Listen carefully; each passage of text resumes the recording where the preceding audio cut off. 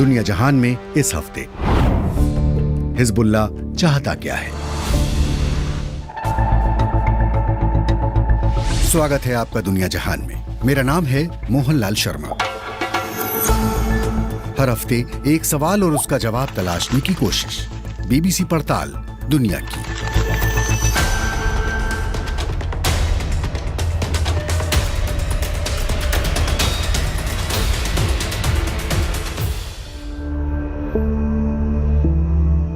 Hezbollah Lebanon से operate करता है।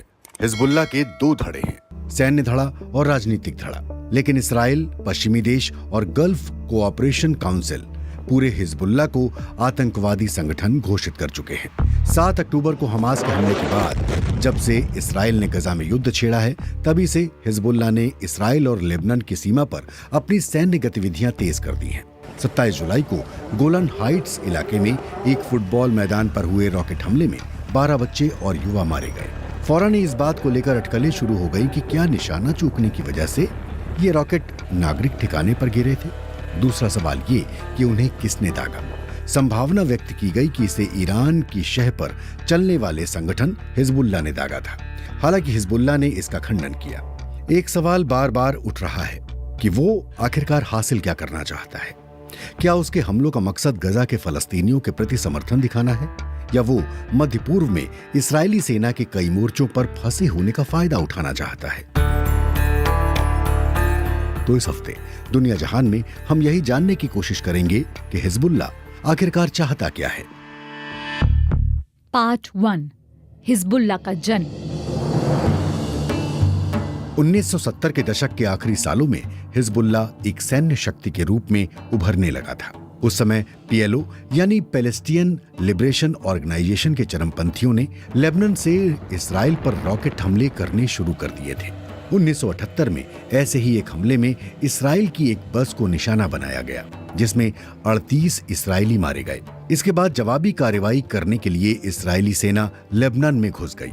हमारी पहली एक्सपर्ट हैं ऑरेली डहेर, जो पेरिस की पेरिस डॉफिन यूनिवर्सिटी में राजनीति शास्त्र की एसोसिएट प्रोफेसर हैं। उस इसराइली कार्रवाई के बारे में उनका मानना है कि उस समय पीएलओ के अधिकांश विद्रोही दक्षिणी लेबनान से इसराइल के उत्तरी इलाकों को निशाना बनाया करते थे। At that time, a large part of Palestinian resistance 3 महीने तक चली उस इसराइली सैन्य कार्यवाही का उद्देश्य दक्षिणी लेबनान से फलस्तीन विद्रोहियों को इतना पीछे खदेड़कर एक बफर जोन स्थापित करना था, जितनी दूरी से उनके रॉकेट इसराइल तक न पहुंच सके। इसराइली सैन्य कार्रवाई में दोनों तरफ बड़ी तादाद में लोग मारे गए और हजारों लेबनानी विस्थापित हो गए। लेकिन सीमा पार से हमले नहीं रुके। इसके बाद 1982 में दोबारा इसराइली सेना ने लेबनान में घुसकर कार्रवाई शुरू कर दी। इस बार इसराइली सेना काफी भीतर घुस आई और राजधानी बैरूत तक जा पहुंची। इस अभियान में लगभग 15 से 20 हजार लोग मारे गए, जिनमें अधिकांश आम नागरिक थे। यहाँ मध्य पूर्व की कहानी में एक नया मोड़ आया। The south of Lebanon is mainly inhabited by Shia. दक्षिणी लेबनान की अधिकांश आबादी शिया मुसलमानों की है। इसराइली हमले से सबसे ज्यादा नुकसान उन्हीं को उठाना पड़ा था। इसलिए शिया धार्मिक नेताओं ने अपने समुदाय की रक्षा के लिए एक शिया मिलिशिया गुट बनाने का फैसला किया। इस मिलिशिया गुट का नाम था Islamic resistance of Lebanon.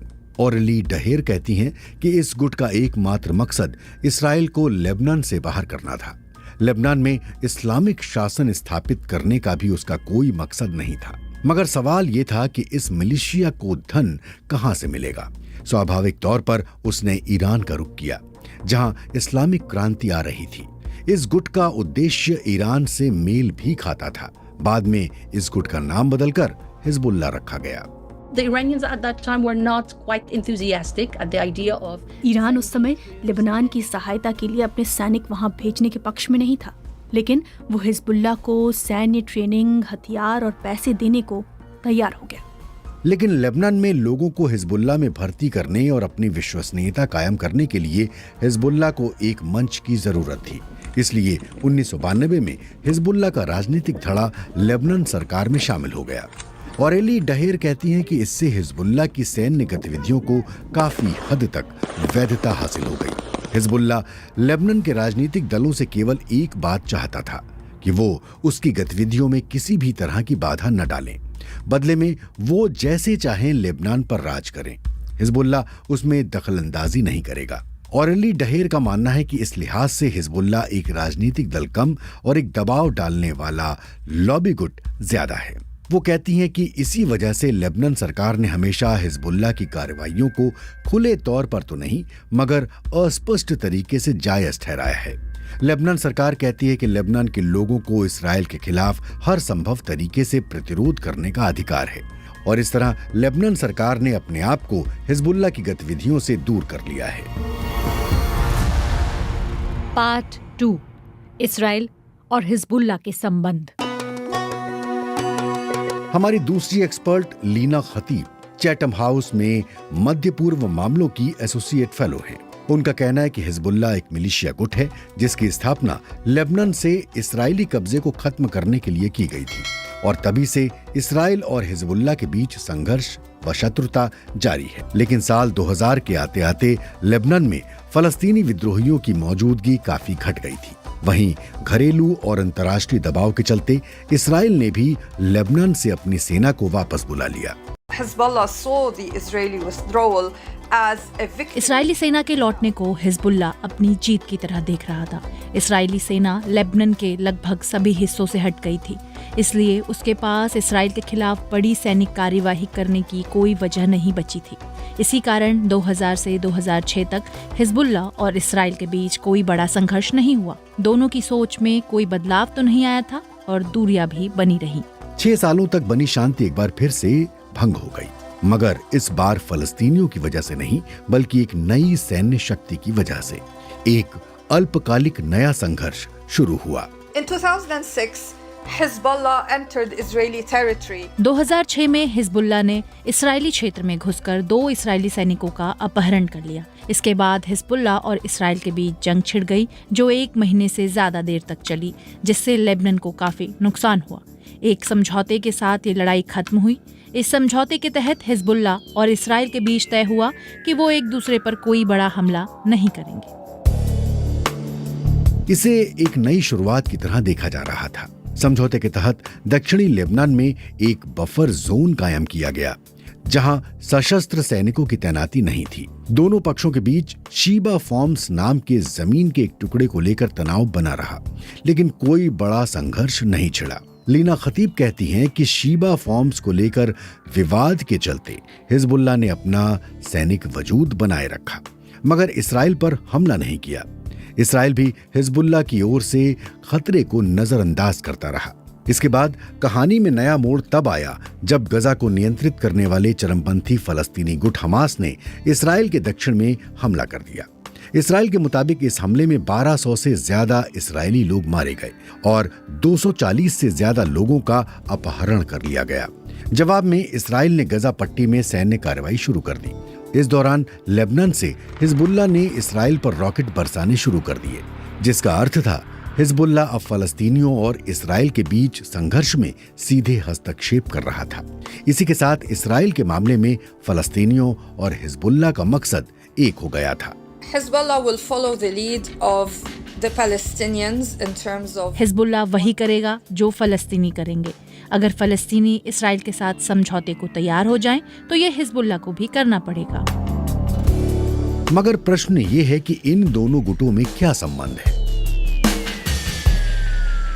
Part 3, Hamas और हिजबुल्लाह। हमारे तीसरे एक्सपर्ट बशीर सादी स्कॉटलैंड की स्टर्लिंग यूनिवर्सिटी में राजनीति और धर्म के लेक्चरर हैं। वो कहते हैं कि हमास सुन्नी संगठन है और हिजबुल्लाह शिया, लेकिन इसराइल को लेकर दोनों की राय में काफी समानता है। दोनों ही इसराइल के खिलाफ संघर्ष कर रहे हैं।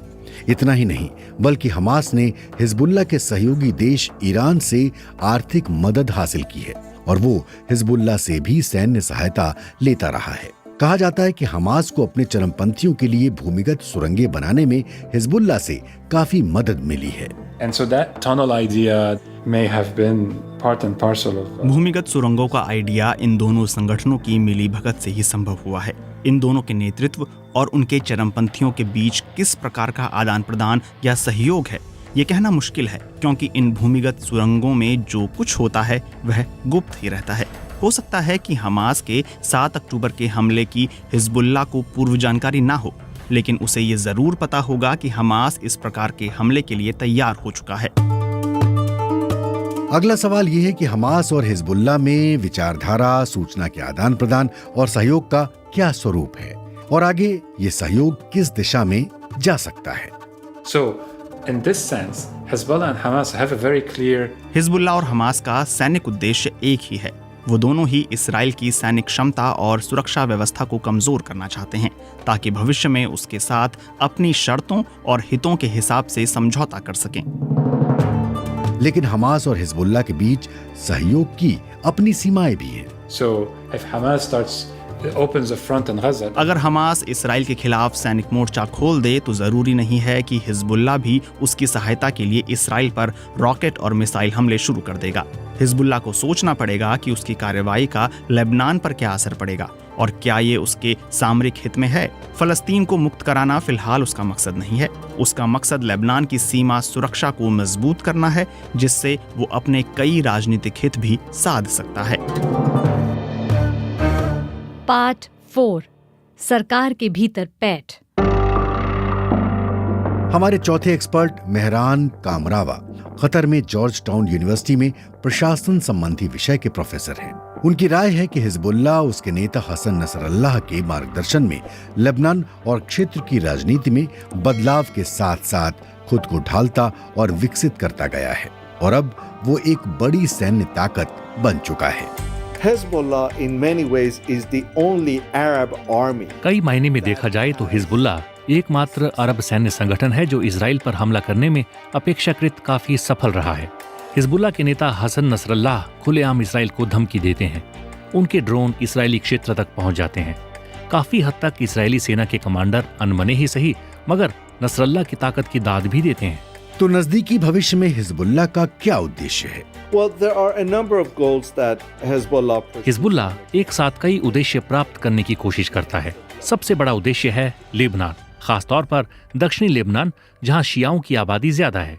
लेबनान की केंद्र सरकार की कमजोरी को ध्यान में रखते हुए हिजबुल्लाह खुद को इस्राएली आक्रामकता के खिलाफ लेबनान की सुरक्षा की सबसे पहली कड़ी के रूप में देखता है। साथ ही वो इसराइल को ईरान पर हमला करने से रोकने में भी बड़ी भूमिका निभाता है। हिजबुल्लाह की मौजूदगी की वजह से ही इसराइल ईरान पर कुछ नपे तुले तरीके से ही हमला करता है। अगस्त में हिजबुल्लाह ने प्रोफेशनल तरीके से बनाए ऐसे वीडियो रिलीज किए जिसमें उसके लड़ाके भूमिगत सड़कों पर भारी ट्रकों में मिसाइल ले जाते दिखाई दे रहे थे। इसका मकसद उसके शक्तिशाली हथियारों और खुफिया तंत्र की क्षमताओं का प्रदर्शन करना था। मेहरान कामरावा ने बताया कि इससे पहले कम से कम 2 बार हिजबुल्लाह के ड्रोन इस्राएली क्षेत्र में घुसकर सैन्य ठिकानों की तस्वीरें खींचने में कामयाब रहे थे। इन सब से पता चलता है कि हिजबुल्लाह के पास काफी शक्तिशाली सैन्य क्षमता है। मगर हिजबुल्लाह को सबसे ज्यादा सहयोग की जरूरत लेबनान की जनता से है कि वो उसके बारे में क्या सोचती है। ये हिजबुल्लाह के लिए सबसे ज्यादा महत्वपूर्ण है, इसलिए वो उसके बारे में गंभीरता से सोचता है। साथ ही वो अपने सहयोगी ईरान, सीरिया और हूतियों के साथ मजबूत संबंध बना चुका है। लेकिन इन सहयोगियों के छोटे से गुट के बाहर वो अभी भी अपने आप को अलग थलग पाता है। ऐसे में सवाल है कि उसके इन सहयोगियों के अलावा मध्य पूर्व के दूसरे देश हिजबुल्लाह को कैसे देखते हैं। For them, Hezbollah is a menacing force. उनके लिए हिजबुल्लाह एक गैर सरकारी ताकत है जो सरकार के भीतर गहराई तक अपनी पैठ बिठा चुकी है। वो इराक के मिलिशिया और यमन के हूती विद्रोहियों को प्रेरित कर रही है। मिस्र, जॉर्डन और सऊदी अरब जैसे देश समझते हैं वो फिलहाल तो उनके लिए खतरा नहीं है, लेकिन उस जैसा स्वायत्त राजनीतिक प्रभाव और सैन्य क्षमता वाला संगठन भविष्य में खतरे का सबब बन सकता है। तो अब हम लौटते हैं अपने मुख्य प्रश्न पर। हिजबुल्लाह चाहता क्या है? उसका पहला मकसद इसराइल को लेबनान से बाहर करना था। 2006 के समझौते के बाद दोनों पक्षों के बीच काफी हद तक शांति बनी हुई थी, मगर 2023 में गजा में युद्ध की शुरुआत के बाद हिजबुल्लाह ने दोबारा इसराइल के खिलाफ संघर्ष शुरू कर दिया है और हमास का समर्थन करने का फैसला किया है। इसमें चौंकाने वाली कोई बात नहीं है, क्योंकि ये कोई पहला मौका नहीं है जब उसने इसराइल के खिलाफ फलस्तीनियों का समर्थन किया। लेकिन चूंकि हिजबुल्लाह मुख्य तौर पर ईरान की शह पर काम करता है, इसलिए हिजबुल्लाह क्या चाहता है ये काफी हद तक ईरान के मकसद पर भी निर्भर करता है।